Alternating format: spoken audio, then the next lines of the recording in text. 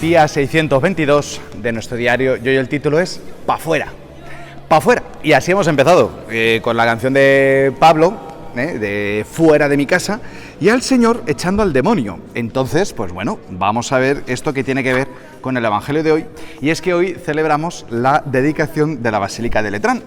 La Basílica de Letrán, para los que no habéis ido a Roma, es la Basílica, es la Catedral de Roma. El Vaticano, digamos que es la iglesia que reúne a toda la catolicidad, a toda la Iglesia Católica Universal, pero la Catedral de Roma es la Basílica de Letrán. Y el 9 de noviembre se celebra la dedicación de esta iglesia. Vamos a ver el Evangelio y vamos a hablar de lo que consiste una dedicación de una iglesia y eso que tiene que ver con nosotros. Porque si no, pues oye, sabéis que estos vídeos no son formativos teológicos, sino más bien pues la aplicación de la palabra de Dios a nuestra vida, ¿no? Del Evangelio según San Juan. Se acercaba la Pascua de los judíos y Jesús subió a Jerusalén y entró en el templo y encontró a los vendedores de bueyes, ovejas y palomas y a los cambistas sentados y haciendo un azote de cordeles los echó a todos del templo, ovejas y bueyes, y a los cambistas les esparció las monedas y les volcó las mesas. Y a los que vendían palomas les dijo: quitad esto de aquí, no convirtáis en un mercado la casa de mi Padre. Sus discípulos se acordaron de lo que está escrito: el celo de tu casa me devora. Entonces intervinieron los judíos y le preguntaron: ¿qué signos nos muestras para obrar así? Jesús contestó: destruid este templo y en 3 días lo levantaré. Los judíos replicaron: 46 años ha costado construir este templo y tú lo vas a levantar en 3 días. Pero él hablaba del templo de su cuerpo. Y cuando resucitó de entre los muertos, los discípulos se acordaron de que lo había dicho y creyeron a la Escritura y a la palabra que había dicho Jesús. Palabra del Señor. Gloria a ti, Señor Jesús. Bien, vamos a ver 3 cosas de esta fiesta y de esta palabra. Primero, la dedicación de un templo. Todas estas iglesias, en las que pues, prácticamente hace mucho tiempo que no grabamos en la calle, muy pocas veces, siempre ha sido dentro de una iglesia.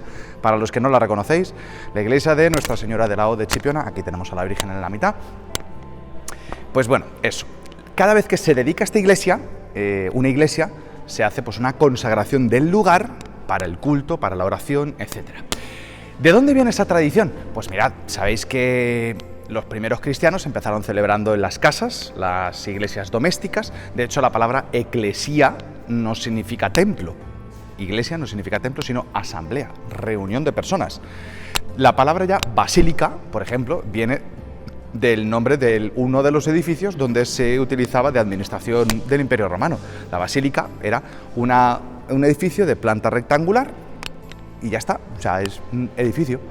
¿Qué sucedió? Que los primeros cristianos, en el momento en que el cristianismo pasa a ser la religión oficial del Imperio Romano, digamos que, claro, todo el mundo se convierte al cristianismo y ya, por tanto, las casas se quedaban pequeñas para las reuniones de esta eclesía, de esta asamblea. Y los emperadores y los gobernadores empiezan a ceder edificios públicos o templos, pues eso, lo que antes era para Zeus o para Minerva, pues se empieza a utilizar como lugar de culto cristiano. Entonces, pues claro, los primeros cristianos tenían muy claro que cuando entraban a un templo que había sido dedicado a los dioses paganos, a los demonios, decían, esto hay que purificarlo, ¿no? Lo mismo que el pueblo de Israel, y esto lo vemos en el libro de Judith, purifica el templo, ¿no? Espérate, creo, si no es Judith, perdonadme. Bueno, en el Antiguo Testamento, ¿vale?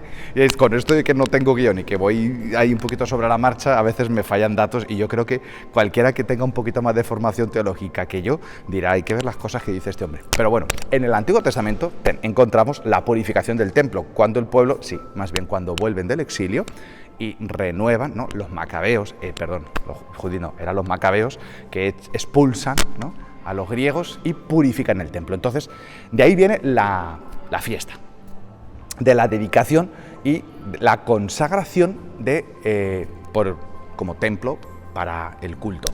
Vale, ahora vamos a ver, esta es la primera parte, la teórica, ahora vamos a ver dos aspectos, porque nos ayuda esta fiesta y nos ayuda también esta palabra. Cristo habla del templo de su cuerpo y San Pablo nos lo recuerda, somos templo del Espíritu Santo. Y es verdad que dentro de nosotros podemos montar, pues eso, pues muchos tenderetes y convertir este templo en una cueva de bandidos. Y de hecho lo hacemos, ¿no? Cada vez que el pecado entra, el problema no es que tú y yo caigamos el pecado, sino que el pecado entra y hace parte de nosotros. Cuando la crítica se me convierte en normal, cuando los pecados de pereza son parte de mí, cuando, pues eso, la soberbia, la lujuria, ¿no? El orgullo, la soberbia, o sea, todo eso hace parte de mí. Las idolatrías, ¿no? Que van entrando y se van asentando.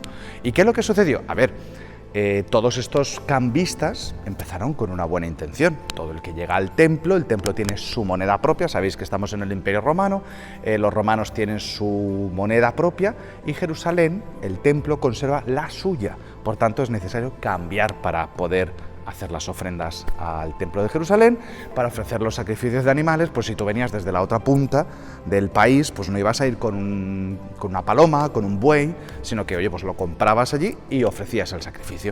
Lo que era un servicio bueno, pues al final se convierte en un negocio. Y todo lo que lleva dinero detrás es idolatría. Y se nos va metiendo a nosotros, ¿vale? Como templos del Espíritu Santo, pues eso, idolatrías, ¿no? Desde lo más peor, ¿no? Sabéis que siempre que hablo de idolatrías o de pecado, acordaros el ejemplo que pongo siempre: el pájaro con una cuerda gorda no vuela, pero con el hilo de nylon tampoco. Tan idólatra es el que quiere dinero, dinero, dinero, dinero, como el que quiere tener su casa súper limpia, tu casa parece más un quirófano que una casa, ¿no? O sea, limpio, limpio, limpio, que los niños esté todo bien, que todo esté correcto. O sea, podemos hacer una idolatría de cualquier cosa, ¿no? Pues así estamos nosotros muchas veces, y el Señor a veces tiene que entrar y echar todo por tierra. ¿Para qué? Para que tu templo, que eres tú, sea realmente una casa de oración y no un lugar de idolatrías, de chiringuitos ahí con el pecado y toda la cosa. Y el Señor, si entra, es porque nos quiere y nos pone la vida patas arriba. Y hay un montón de cosas, y a muchísimos santos les ha pasado. San Ignacio de Loyola le tuvieron que partir una pierna para poder sentarse a leer la vida de los santos y convertirse. San Francisco de Borja. Tenemos un montón de santos que, gracias a una tragedia, que la vida se les rompieron todos sus planes, no eran santos, y a partir de ahí tuvieron el encuentro con el Señor. Segundo punto, también nos puede suceder a los que nos llamamos creyentes que convertimos esta casa en una cueva de bandidos. ¿Por qué? Pues porque convertimos nuestra relación con Dios en un negocio. En un negocio, yo te doy, tú me das, ¿y qué tengo que hacer para que tú me des? Y yo vengo aquí a decirle lo que yo necesito, y se me olvida que yo vengo aquí a escuchar lo que Él quiere de mí o lo que Él tiene para darme, que posiblemente no me entero de lo que Él quiere darme porque estoy más preocupado en lo que yo quiero y en lo que yo necesito. Y convertimos muchas veces la iglesia, ¿no?, nuestra parroquia, en una cueva de bandidos, pues porque vamos con un ídolo que soy yo y mis necesidades, ¿no? Y luego también es cierto que convertimos este templo en una cueva de bandidos cuando al final lo que hacemos es meter la mentalidad del mundo aquí dentro, ¿vale? ¿Qué le ha sucedido al templo de Jerusalén? Pues que la mentalidad de los romanos comercial la han metido dentro. Y el problema, el Papa Francisco lo dice, cuando la mundanidad entra dentro de la iglesia. Y no, a ver, que el mundo sea mundo, pues el mundo es mundo. Pero hay veces que los demonios se meten dentro de la iglesia, dentro de nuestras parroquias, dentro de nuestras mentalidades, y empezamos a pensar como el mundo, ¿no? Y empezamos a ver que todo vale, todo es relativo, etcétera, y convertimos esta casa de oración en una cueva, pues, de bandidos, ¿no? Que al final reducimos, que el mundo se secularice, pues vale, pero que la iglesia se secularice y que al final también caigamos en que, bueno, lo importante es ser buena persona, no robar y no matar. No, mira, Cristo no ha muerto en la cruz para que seas buena persona. Cristo ha muerto en la cruz para que seas santo y que vivas como un hijo de Dios. El concepto de buena persona, ese buenismo, a mí cada vez me da como más, no sé qué palabra utilizar, me araña los tímpanos, ¿no? Porque el Señor no nos ha llamado para esta tibieza, porque en el fondo, pues ese buenismo es, pues eso, la etiqueta, como decir, bueno, una vida mediocre, no hago daño a nadie, pero tampoco amas a nadie, ¿vale? Tolero a todo el mundo mientras no se metan en mi vida y ya está, ya eso parece que nos tienen que dar el Premio Nobel de la Paz, ¿no? En fin, lo dejo ahí, porque hay muchas formas de convertir esta casa, esta iglesia, y este templo que somos nosotros, del Espíritu Santo. Por eso no puedo hacer con él lo que me dé la gana, ni dejar que entre dentro de él cualquier realidad, ni cualquier pecado, ni cualquier mentalidad, ni cualquier ideología, porque soy templo del Espíritu Santo. Y eso lo tenían los primeros cristianos clarísimo y consagraban esas paredes como símbolo de que nosotros también fuimos consagrados el día de nuestro bautismo como templo del Espíritu Santo. Ya voy a llegar a los 10 minutos, así que me callo, rezamos a la Virgen y lo dejamos por aquí. Dios te salve María, llena eres de gracia, el Señor es contigo. Bendita tú eres entre todas las mujeres y bendito es el fruto de tu vientre Jesús. Santa María, Madre de Dios, ruega por nosotros pecadores, ahora y en la hora de nuestra muerte. Amén. Hasta mañana y vaya usted con Dios. Fuera.